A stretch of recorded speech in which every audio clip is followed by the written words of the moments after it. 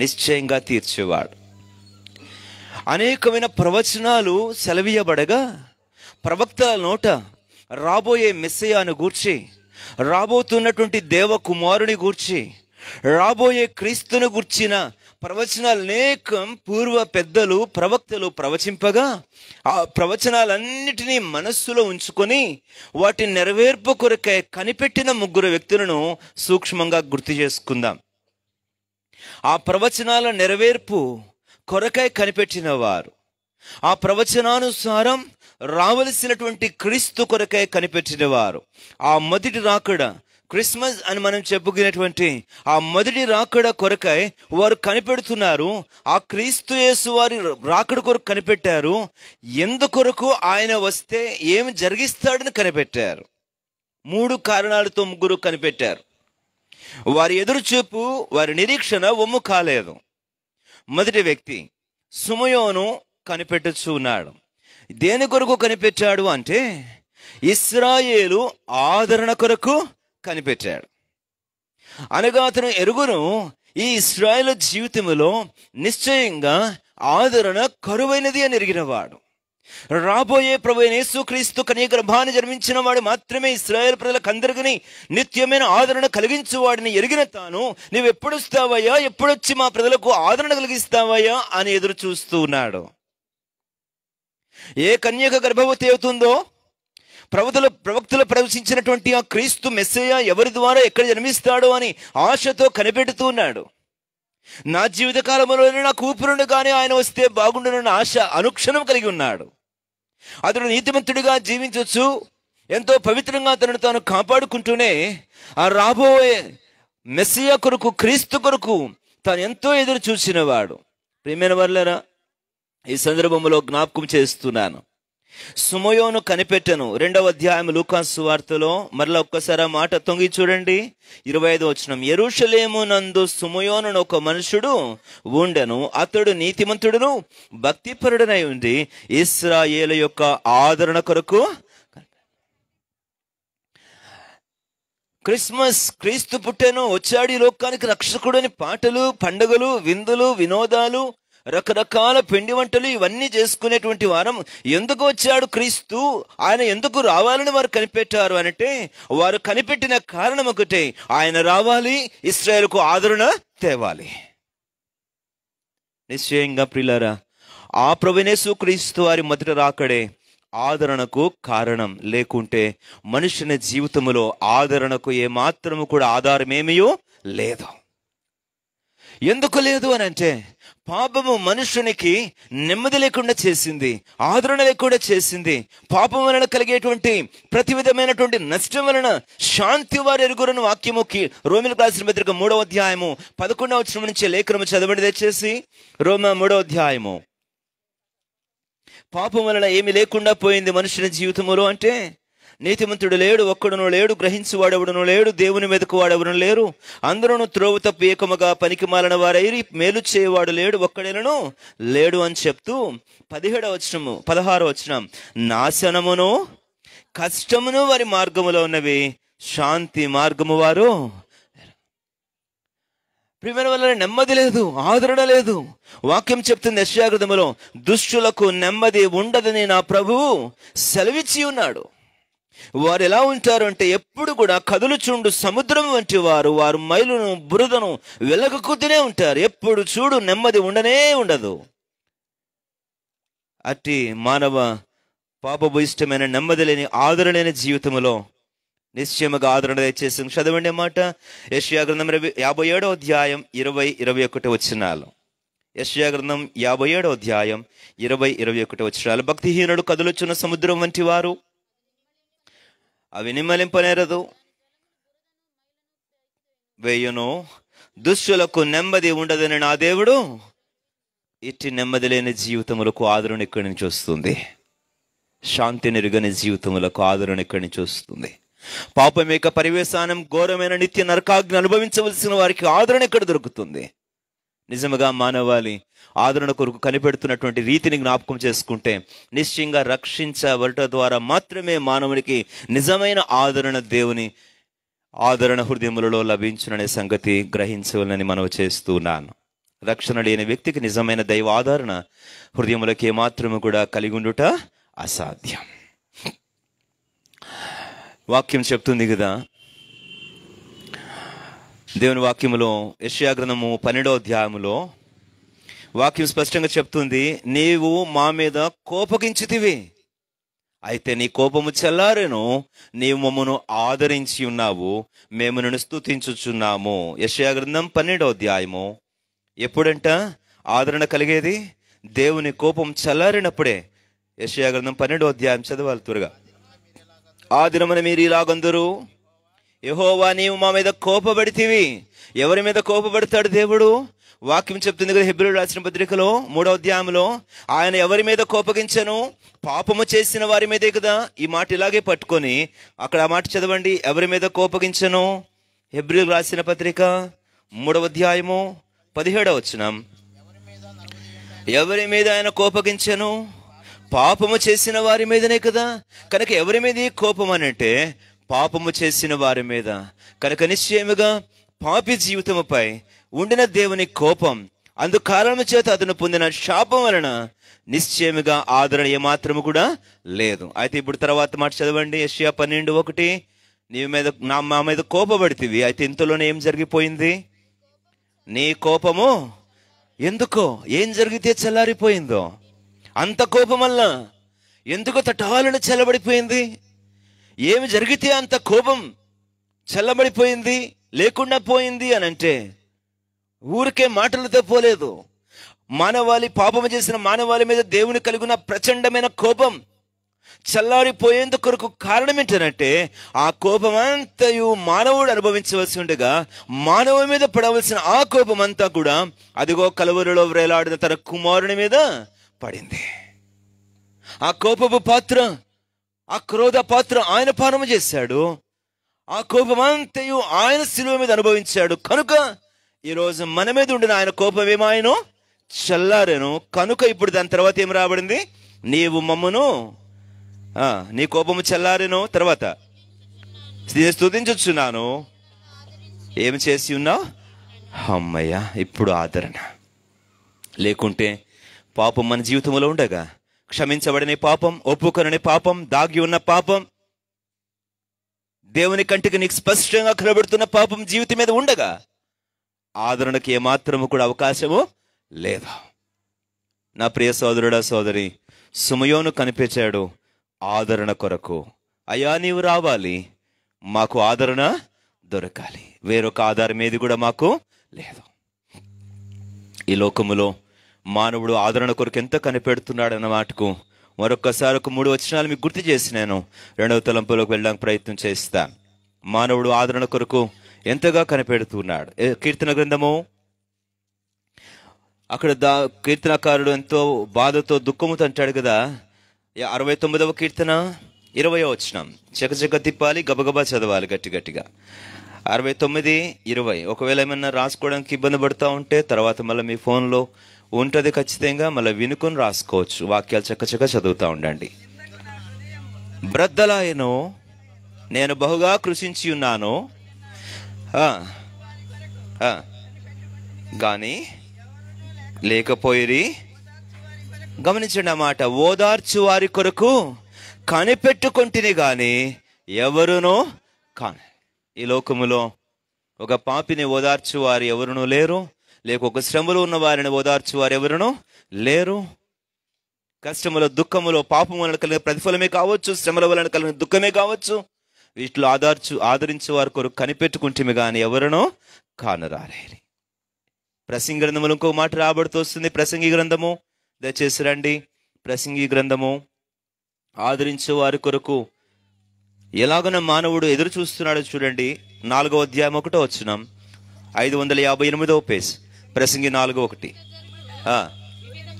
వివిధమైన నేను యోచించి తిని చదమ్మా. బాధింపబడువారు ఆదరించు దిక్కు లేక కన్నీళ్లు విడిచుదురు, వారిని బాధ పెట్టువారు బలవంతులు గనుక ఆదరించేవాడు ఎవడునూ లేడు. గమనించారా? బాధించేవారు బలవంతులు గనుక ఆదరించేవాడు ఎవడునూ లేకపోయాడు. ఇది మానవుని యొక్క నిజస్థితి. మరికొన్ని సందర్భాలు నేను ఇలా చెప్తూ ఉంటాను. ఆదరించేవాడే లేడు అనేది ఇప్పుడు మనం చదివిన మొదటి భాగం అయితే, రెండవ సందర్భంలో ఆదరించేవారు ఉన్నా ఆ ఆదరణకు కాకుండా మరింత బాధకు కారణమయ్యేటువంటి రకం రెండవది. నేను పదే పదే సంగతులు గుర్తు చేస్తూ ఉంటాను. యోబు గ్రంథం 16వ అధ్యాయం. ఆదరించేవారు ఉన్నారు కదా, ఆదరిస్తారు కదా అనుకుంటుంటే వారి మాటలు ఆదరించకపోగా మరింత బాధను రగిలిస్తున్నాయంట. 2వ వచనం, యోబు 16:2. విని ఉన్నాను, మీరందరూ బాధకే కర్తలు గాని ఆదరణకు కర్తలు. వచ్చిందేమో వారి ఆదరణకే, కానీ వారు పలుకుతున్న మాటలు ఆదరణ కలిగించకపోగా మరింతగా ఏం కలిగిస్తున్నాయి? బాధ కలిగిస్తున్నాయి. నేను గుర్తు చేస్తాను, ఒకసారి తిరుపతి స్విమ్స్ హాస్పిటల్లో ఒక సోదరుడు కిడ్నీస్ 2 ఇన్ఫెక్షన్ అయ్యి ఇంత లావుగా అయిపోయి బాడీ అంతా వాటర్ పట్టేసేసి బాగా డయాలసిస్ చేస్తూ చాలా ఇబ్బంది పడుతూ హాస్పిటల్లో ఉంటే పరామర్శించడానికి గుంతకల్లో అప్పుడు సేవ చేస్తూ అక్కడి నుంచి తిరుపతి ప్రయాణమే నేను మరి కొంతమంది సహోదరులు వెళ్ళి ఆ పడక దగ్గర కూర్చొని, సరే ఈ బ్రదర్ని ఎలాగైనా ధైర్యపరుస్తాం, ఆదరిస్తామని చెప్పి అనుకునే లోపల నాతో పాటు వచ్చినటువంటి ఆయన నోరు తెరిచి అంటున్నాడు, పెద్ద ఆయన, ఎంత ఉంది బ్రదరు మీకు కిడ్నీస్ ఇన్ఫెక్షన్, క్రియాటిన్ ఎంత ఉంది? అయ్యో బాబోయ్ 11%. అయితే కష్టంలేండి. మా మేనమామ 6% ఉంటేనే వారం రోజులు వెళ్ళిపోయాడు.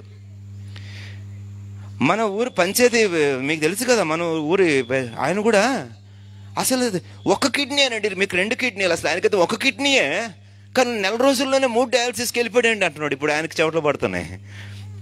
వెళ్ళింది దేనికి? ఈయన మాట ఆదరణకర్త కారణమవుతుందా, బాధకు కారణమవుతుందా? ఆయన గడగడలాడిపోతున్నాడు. ఆయన ఇంకా మాట్లాడలేక ఊపిరి తీసుకోవడమే కష్టంగా ఉంటే, బ్రదర్ కొంచెం కామ్గా ఉండండి, మీరు ప్రార్థన చేసేయాలని బ్రదర్ దండం పెడతాను అంటున్నాడు ఆయన. మానవుల మాటలు అంతే. యోబుకు వీళ్ళు వచ్చి అంటున్నారు కదా, లేదు అబ్బాయి నువ్వైతే చెప్తున్నావు కానీ భక్తి పని నీతిమంతునని ఏదో చేసే ఉంటావు, నువ్వు చేయకుండా ఊరికే పెడతాడేంటి దేవుడేం పిచ్చోడా, ఎక్కడో చేసే ఉంటావు, ఏదో చేసే ఉంటావులే, నీ ఊరికే అంటున్నావు కానీ అంటున్నాడు. ఆయనేమో నెత్తినోరు కొట్టుకున్నారు, లేదు మర్రో నేనేం చేయలేదు మర్రో, దేవుడే డైరెక్ట్గా వస్తే నేను దేవుడితోనే వ్యాజ్యం ఆడుకుంటాను, ఎవరైనా మధ్యవర్తి నాకు ఉంటే బాగుందని, ఇక మీ వల్ల కాదులే అనుకుంటున్నాడు ఆయన. చూడండి, మొదటిది ఆదరించేవారు లేరు, రెండోది ఆదరించేవారు ఉన్నవారు బాధకే కర్తలు అవుతున్నారు కానీ ఆదరణ కర్తలు కావటం లేదు. ఇంకొక గుంపు ఉంటుంది, వారు ఆదరిద్దామని వస్తారు, ప్రేమతో వస్తారు, ఆదరిస్తారు, కానీ ఆదరణ సరిపోదు. ఆదికాండము చూడండి, యాకోబు భయంకరంగా ఏడుస్తున్నాడు, తన కొడుకు యోసేపు చనిపోయాడని. వచ్చారు కొడుకులందరూ, అయ్యగారులందరూ కూడా, వీళ్ళే బాధ పెట్టిన వాళ్ళు వీళ్ళే, ఆదరించే వాళ్ళు వీళ్ళే వచ్చి అక్కడ యాకోబుతో మాట్లాడుతూ అతడు మిక్కిలి ఏడ్చుచూ ఉండగా 37వ అధ్యాయము, ఆదికాండం 37వ అధ్యాయము 35వ వచనం, అతని కుమారులందరూ అతని కుమార్తెలందరూ అతనిని ఓదార్చుటకు యత్నం చేసిరి, అయితే అతడు ఓదార్పు పొంద నొల్లక మిక్కిలి ఏడ్చాను. ఆదరణ సరిపోదు. అందుకని అపోస్తలుడైన పౌలు అంటాడు, మీరు ఈ మాటలతో ఆదరించవని నేను కోరుతున్నాను, అయితే నా మాటలతో కాదు, ప్రభు రాకడని గురించి మాత్రమే. కావున ఈ రాత్రి కాలం సుమయోను కనిపెట్టాడు, కన్యగర్భాన్ని జన్మించయ్యా, నువ్వు వస్తే గాని ఇశ్రాయేలీయులైన మాకు ఆదరణ లేదయ్యా. ఈరోజు మన జీవితాలకు ఆయన మొదటి రాకడ కలిగించిన మొదటి ఆశీర్వాదం ఏంటనంటే, ఆనాటి ఇశ్రాయేలుల కోరిక మాత్రమే కాదు ఆదరణ, ఈరోజు యావత్ లోకానికి ఆయన అనుగ్రహించాడు నిత్యమైన ఆదరణ. తెస్సలోనికీ రాసిన 2వ పత్రిక 2వ అధ్యాయము 16-17 వచనాలలో, తెస్సలోనికీ 2వ పత్రిక 2వ అధ్యాయం 16-17 వచనాల వాక్యం చెప్తుంది కదా, మనల్ని ప్రేమించిన తండ్రి యొక్క దేవుడు ప్రేమించి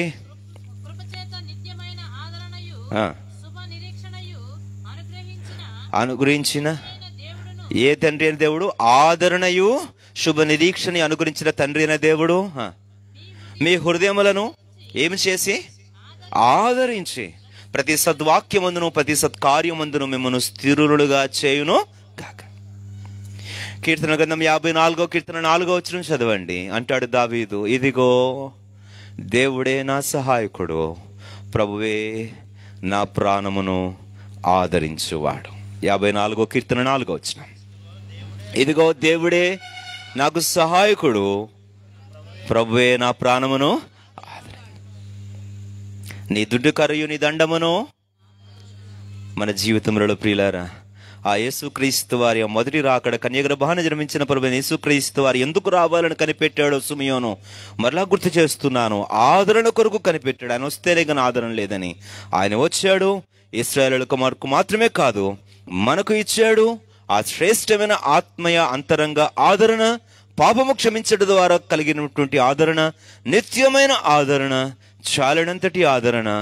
కనుకనే ఆ ప్రభువైన యేసుక్రీస్తు వారిని గురించిన ఈ ఆదరణ అనుభవించిన ఈ కుటుంబం ఈరోజు సాయంకాలం జ్ఞాపకం చేస్తూ ఉన్నాం. ఇంకా ఒకవేళ నీవు నిజ ఆదరణ, పాప క్షమాపణ పొందుట ద్వారా కలిగేటువంటి దైవ ఆదరణ నీ హృదయానికి లేకపోతే, ఇంకా నీవు దేవుని కోపం క్రిందే ఉన్నావని జ్ఞాపకం చేసుకొని ఈ రాత్రి అయినా పాపం కొరకై పశ్చాత్తాపడి దేవా పాపిని నన్ను కరుణించమని వేడుకొని శిలువ రక్తంతో కడగబడి క్షమాపణ పొంది ఈ సంపూర్ణ ఆదరణ, నిత్య ఆదరణ అనుభవించవలసిందిగా దేవుని పేరిట మనవి చేస్తున్నాను. రెండవది, మరొక స్త్రీ కనిపెడతా ఉంది. సుమారుగా 84 సంవత్సరాలు కనిపెడతా ఉంది. అంతేనా అండి? కరెక్టేనా చెప్పాను? ఎన్ని సంవత్సరాలు కనిపెడుతుంది? ఎందుకు కనిపెడుతుంది అన్నది చదివాము కదా. చదువుని మళ్ళీ చదువుతారు ఒకసారి. లూకా సువార్త 2వ అధ్యాయం 38వ వచనం. 37-84 సంవత్సరముల విధురాలై ఉండి దేవాలయం విడువక ఉపవాస ప్రార్థనలతో రేయింబగలు సేవ చేయుచుండెను. ఆమె కూడా గడియలో లోపలికి వచ్చి దేవుని కొనియాడి యెరూషలేము విమోచనము కొరకు కనిపెట్టుచున్న వారందరితో ఆయనను గూర్చి. ఇన్ని సంవత్సరాలుగా ఏం కనిపెడుతుందో తెలుసా? వస్తాడు, క్రీస్తు అనే వ్యక్తి వస్తాడు, అభిషిక్తుడు వస్తాడు, రక్షకుడు పుడతాడు ఈ లోకములో. పితరులు చెప్పారు, ప్రవచనాలు చెప్పి ఉన్నాయి. వస్తాడు ఆయన వచ్చి అనుగ్రహిస్తాడు విమోచనము. ఏమనుగ్రహిస్తాడు? విమోచనం అనుగ్రహిస్తాడు, విడుదల దయచేస్తాడు. Simeon is waiting for the comfort and Anna is waiting for the redemption. ఈ అన్నాను ఈమె విమోచనము కొరకు కనిపెడుతుంది. నిజమే, విమోచనము అనగా క్రయము చెల్లించి విడిపించుట. క్రయము చెల్లించి విడిపించుట. హీబ్రూ భాషలో ఒక పదం ఉంది, ఎగోరేజో అనే ఒక పదం. విమోచన అనే మాటకి ఏమని పిలుస్తారండి హీబ్రూలో? ఎగోరేజో అంటారు. ఈ పదము సుమారుగా 2-3 సందర్భాల్లో వాడుతుంటారు. ఎక్కడెక్కడ వాడతారంటే, మొట్టమొదటిగా ఎవరైనా ఒక వ్యక్తి అప్పు తీసుకున్నాడు అనుకోండి. అప్పు ఇచ్చిన వ్యక్తి ఆ వ్యక్తి యొక్క అప్పును గురించి రుణపత్రం రాస్తాడు కదండి. రుణపత్రం రాస్తాడు. ఆ వ్యక్తి ఆ సమయం అయిపోయిన తర్వాత వచ్చి తిరిగి అప్పు కడితే, అప్పు కట్టిన తర్వాత మనకైతే ఒక స్టాంప్ వేస్తారు. ఏమైనా స్టాంప్ వేస్తారు? పెయిడ్ అని వేస్తారు కదండి. ఆఫీసులో పెయిడ్ అని వేస్తారు, లేకపోతే రిసీవ్డ్ అని వేస్తారు. ఆ ఇశ్రాయేలు దేశంలో ఒకవేళ ఆ వ్యక్తి కనుక వచ్చి డబ్బు కట్టేస్తే, అప్పు చెల్లైపోతే, ఇక అప్పు లేకపోతే ఆ రుణపత్రం చింపుతూ ఆ వ్యక్తితో చెప్పే మాట ఏంటంటే ఎగోరేజో అంటాడు. అంటే నీవు ఈ అప్పు నుంచి, రుణ బాధ నుంచి ఏమైపోయావు? విడుదల పొందేశావు అని చెప్తాడు. ఇంకొక సందర్భం గుర్తు చేస్తాను. మిగిలిన 2-3 సందర్భాలు అలా ఉంచి ఇంకొక సందర్భం గుర్తు చేస్తాను. దేవాలయానికి పాపము చేసిన ఒక వ్యక్తి తన పాప పరిహారం కొరకు ఒక గొర్రె పిల్లను తీసుకుని వస్తాడు. దేవాలయపు గుమ్మం దగ్గర నిలబడతాడు. ఆ లేవీయుడో లేకపోతే యాజకుడో వస్తాడు. వచ్చి ఏమయ్యా చెప్పు అని అంటే, అయ్యా నేను పలానా పాపం చేస్తాను, దాని కొరకు ధర్మశాస్త్రం చెప్పినట్టుగా ఇదిగో ఈ గొర్రె పిల్లను లేకపోతే ఈ లేత కోడెదూడను తీసుకుని వచ్చానంటాడు. అయితే నీ చేయి దాని మీద పెట్టి నీ పాపం ఒప్పుకో అని అంటాడు యాజకుడు. అప్పుడు దాని తల మీద చేపెట్టి, నేను చేసిన పాపం నేను ఒప్పుకుంటున్నాను, నాకు బదులుగా ఈ గొర్రెపిల్లను బలిగా అర్పించి ప్రాయశ్చిత్తము చేయమని చెప్పి ఒప్పుకుంటాడు. అప్పుడు ఆ యాజకుడు లేకపోతే లేవీయుడు ఆ గొర్రెపిల్లను తీసుకొని పోయి దానిని వధించి రక్తం పట్టుకొని దాని చర్మము, కాలేజము, వప్పను అంతా కూడా వేరు వేరు చేసిన తర్వాత దాన్ని తీసుకొని పోయి బలిపీఠమే పెడతాడు. పైన దిగి వచ్చిన అగ్నితో అది బలిపీఠం ఎప్పుడు మండుతూ ఉంటది. ఆ అగ్ని ఆ బలి పశువు యొక్క మాంసమును కాల్చివేస్తుంది. ఆ రక్తము, గిన్నెలో పట్టిన రక్తమును బలిపీఠం మీద ప్రోక్షిస్తాడు. ఆ పశువు కాలిపోతూ ఉండగా ఇక్కడ నిలబడి చూస్తున్నటువంటి ఈ పాపి, దేవా నాకు బదులుగా అదిగో ప్రాయశ్చిత్తంగా ఆ బలి పశువును నీవు అంగీకరించినందుకు నీకు వందనములు, నా దోషము తీరిపోనట్లుగా నీవు అంగీకరించినందుకు వందనములు అని చెప్పి తృప్తిగా ఉంచాడు. ఇప్పుడు నేను నీతిగా తీర్చబడ్డాను అని ఆనందంతో చూస్తూ ఉంటాడు, కాలిపోతున్న ఆ పశువుని చూస్తూ. ఇంతలోగా ఈ యాజకుడి దగ్గరకు వస్తాడు. వచ్చి ఆ రక్తమును ఈయన చెవి మీద లేక చేతుల మీద దీని మీద ప్రోక్షిస్తాడు. ప్రోక్షిస్తూ అంటాడు, ఎగోరేజో అంటాడు. అంటే ఏమైనట్టు, నీ దోషం యొక్క శిక్ష నుంచి నీవేమైపోయావు, విమోచించబడ్డావు, విడిపించబడ్డావు అంటాడు. ఆ మాట ఎంత శ్రేష్టమైన శక్తిగల మాట మీరు ఆలోచన చేయండి. ఒక జడ్జు కేసు కొట్టేశాను అని అంటే ఎంత ఆనందం వస్తుందో, ఆ మాట అంత ఆనందం. విమోచన. నా ప్రియ సోదరుడా సోదరి, పాపపు బంధకాలలో వేటి నుంచి విమోచించబడాలి మానవుడని ప్రభువైన యేసుక్రీస్తు వారు లోకానికి వచ్చాడు అంటే పాపము నుండి, పాపం యొక్క శిక్ష నుంచి మాత్రమే కాదు, కానీ ధర్మశాస్త్రం నుంచి, ధర్మశాస్త్రం యొక్క అధికారము నుంచి విడిపించబడడానికి, అంతేకాదు పితృపారంపర్యమైన ప్రతి ఆచారముల నుంచి విమోచించబడడానికి కూడా ప్రభువైన యేసుక్రీస్తు వారి లోకానికి వచ్చాడు. పేతురు రాసిన మొదటి పత్రిక 1వ అధ్యాయం మీరు చదివితే వాక్యం రాయబడుతుంది కదా, నేను పరిశుద్ధుడైన ప్రకారం మీరును పరిశుద్ధుడైనని చెప్తూ అంటాడు కదా, మీ పితృ పారంపర్యమైన వ్యర్థ ప్రవర్తన నుంచి మీరు విమోచించబడాలని ఆయన లోకానికి వచ్చాడు. మీరు వెండి బంగారముల వంటి క్షయ వస్తువుల చేత విమోచించబడలేదు, కానీ నిష్కలంకమును నిర్మలమునైన క్రీస్తు యొక్క రక్తము చేత మీరు విమోచింపబడి ఉన్నారు.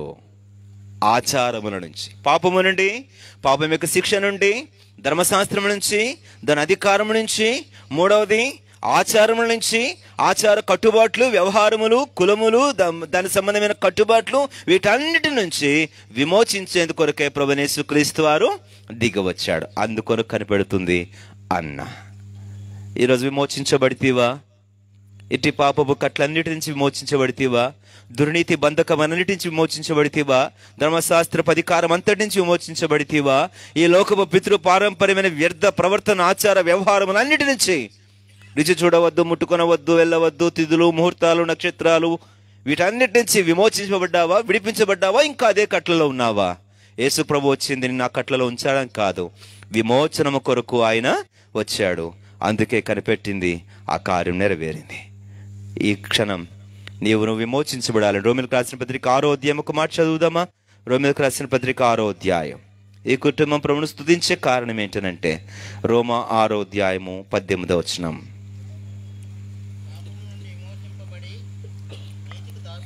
పాపము నుండి విమోచింపబడి నీతికి దాసులైతిరి, ఇందుకు దేవునికి స్తోత్రం. అందరూ చెప్పండి గట్టిగా, ఇందుకు దేవునికి స్తోత్రం.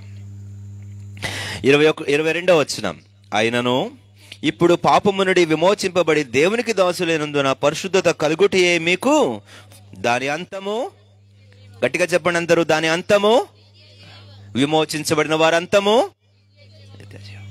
కనుక ఇటు విమోచన నీకు ఇంకనూ కలగలేదా? ఆ మాట గుర్తు చేస్తాను మీకు ఒకసారి. 49వ కీర్తనలు ఏమని రాబడింది? ఎవడును ఏ విధము చేతను తన సహోదరుని ప్రాణమును విమోచించుట అసాధ్యం. ఎవడును ఏ విధము చేతను తన సహోదరుని విమోచించుట అసాధ్యం. చదవండి.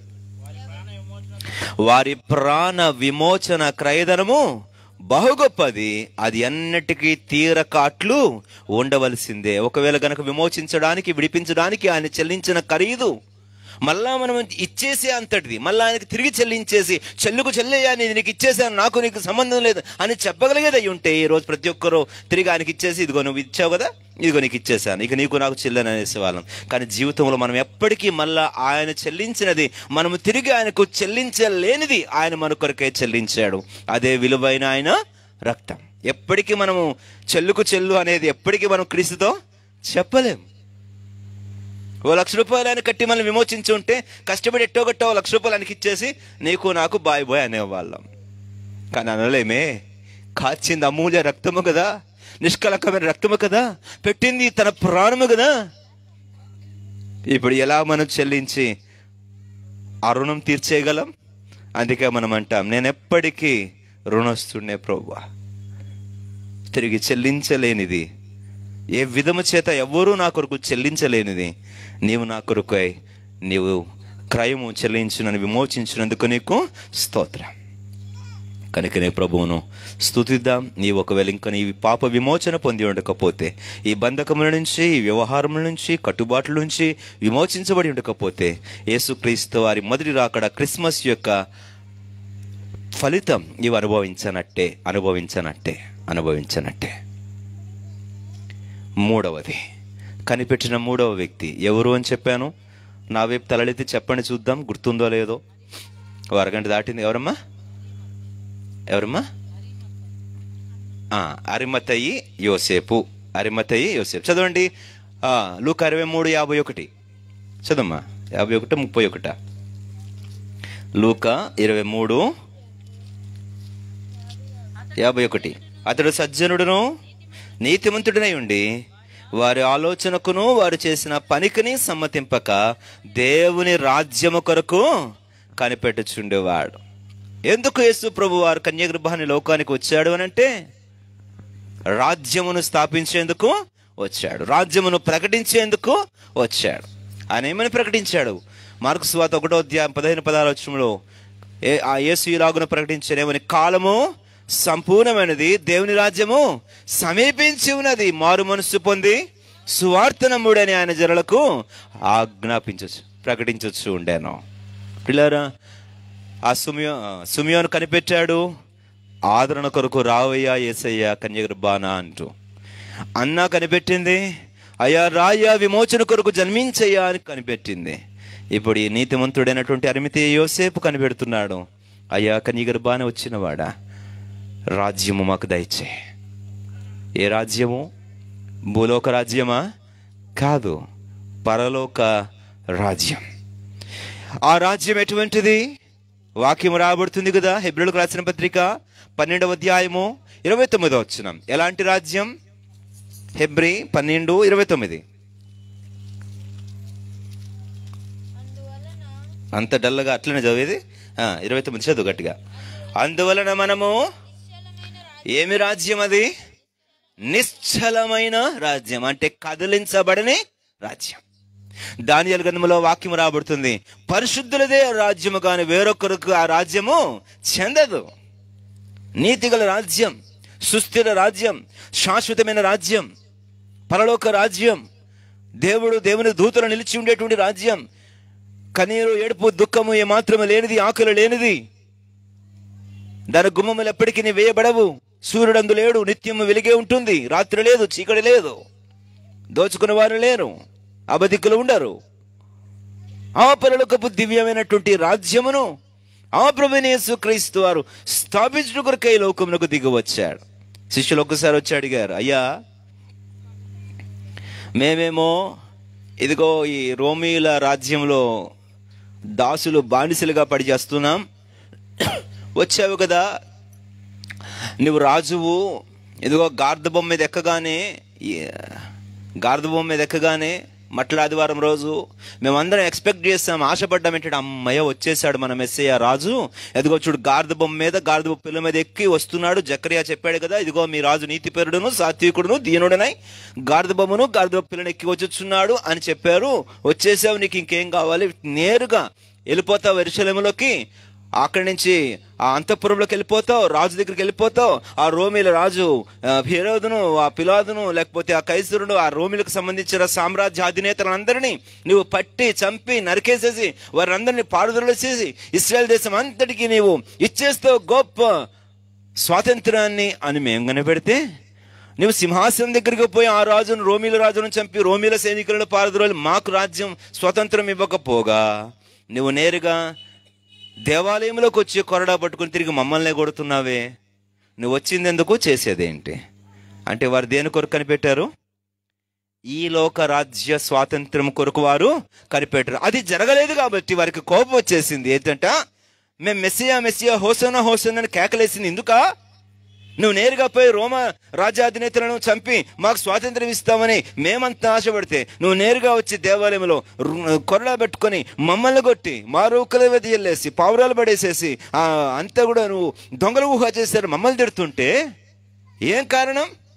వారికి అర్థం కాలేదు. ఆయన వచ్చింది ఏ రాజ్యం స్థాపించడానికి? పరలోక రాజ్యం స్థాపించడానికి. వీరు ఏం కొరకు కనిపెడుతున్నారు?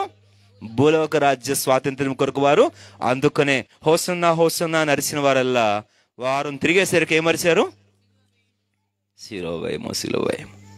వారు ఎరుగరు ఆయన వచ్చింది ఏ రాజ్యము కొరకు వచ్చాడు. ఈరోజు దేవునికి స్తోత్రం.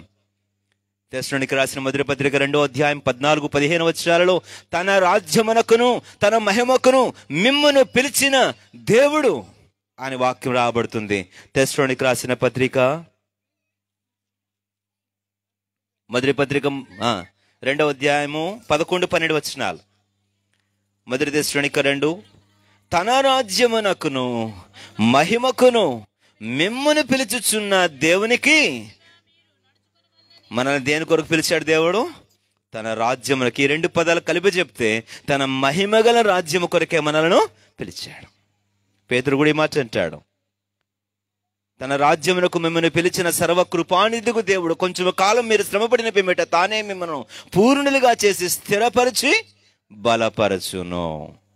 సర్వకృపానిధికి దేవుడు ఆ రాజ్యం కొరకు మనం పిలిచాడు. ఆ రాజ్య వారసులుగా చేసేందుకు పిలిచాడు. ఆ రాజ్య సంబంధులుగా బ్రతికేందుకు పిలిచాడు. ఆ రాజ్య పౌరులుగా ఈ లోకములో బ్రతికేందుకు పిలిచాడు. ఆ రాజ్య సంబంధమైనటువంటి అధికారముతో ఈ లోకములో బ్రతికేందుకు పిలిచాడు.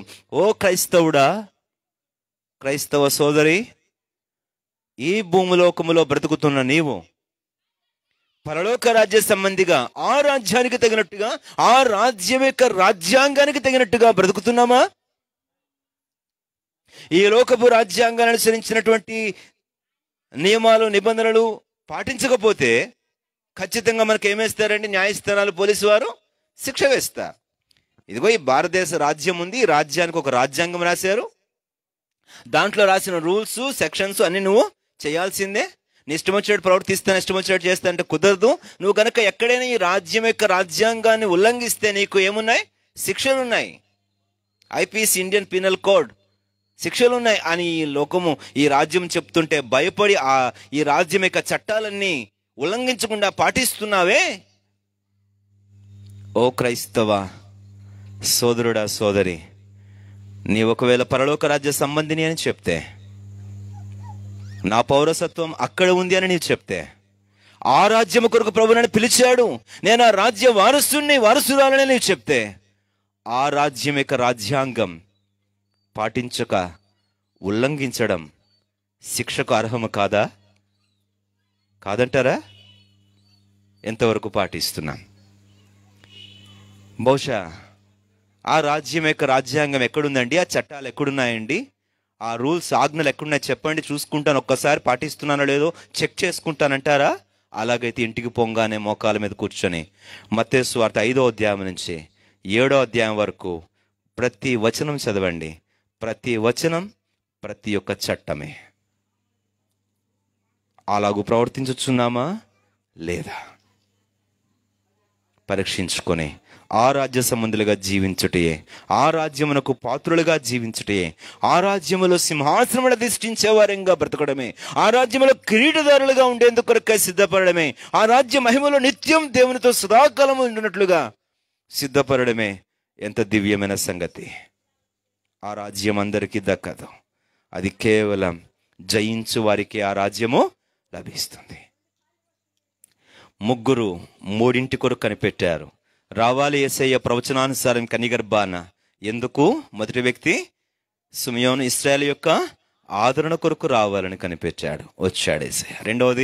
రెండవ వ్యక్తి ఇశ్రాయేలు యొక్క విమోచనము కొరకు ఆయన కనిగర్భాన్ని జన్మించాలని కనిపెట్టింది, విమోచన కార్యం జరిగించాడు. మూడవది అరిమతేయ యోసేపు కనిపెట్టాడు, ఆ యేసయ్య రావాలి, రాజ్యమును స్థాపించాలి, వచ్చాడు, పరలోక రాజ్యమును ప్రకటించాడు. మోకరించండి.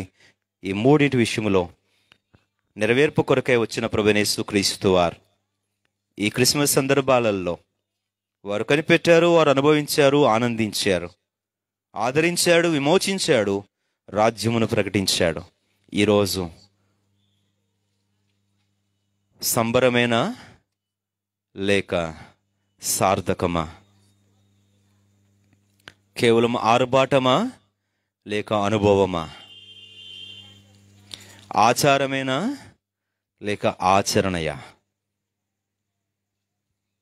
ఈ క్రిస్మస్ దినాలలో ఇంకా ఒకవేళ నీవు దైవ ఆదరణ పొంది ఉండకపోతే, విమోచించబడి ఉండకపోతే, రాజ్య సంబంధివి కాకుంటే, రాజ్య వారసునివి కాకుంటే, ఈ క్షణమైన మారు మనసు కొరకై ప్రభు నీతో మాట్లాడుతున్నాడు. నిశ్చయముగా ప్రతి పాపమును ఆయన పాదముల చెంత ఒప్పుకొని నేడే క్షమించబడి నీతిమంతునిగా తీర్చబడి గొప్ప ఆదరణ పొంది నిత్య విమోచన అనుభవిస్తూ శ్రేష్ఠ రాజ్యములో సదాకాలం నీవును క్రీస్తుతో కూడా జీవించు గొప్ప భాగ్యమును పొందుకోమని ప్రభు పేరిట అతి వినయముగా మనవి చేస్తున్నాను. ఈ కుటుంబాన్ని ఆదరించిన దేవునికై స్తోత్రం. ఈ కుటుంబాన్ని విమోచించిన దేవునికై స్తోత్రం. ఈ కుటుంబాన్ని ఆ రాజ్య సంబంధులుగా చేసిన దేవునికై స్తోత్రం.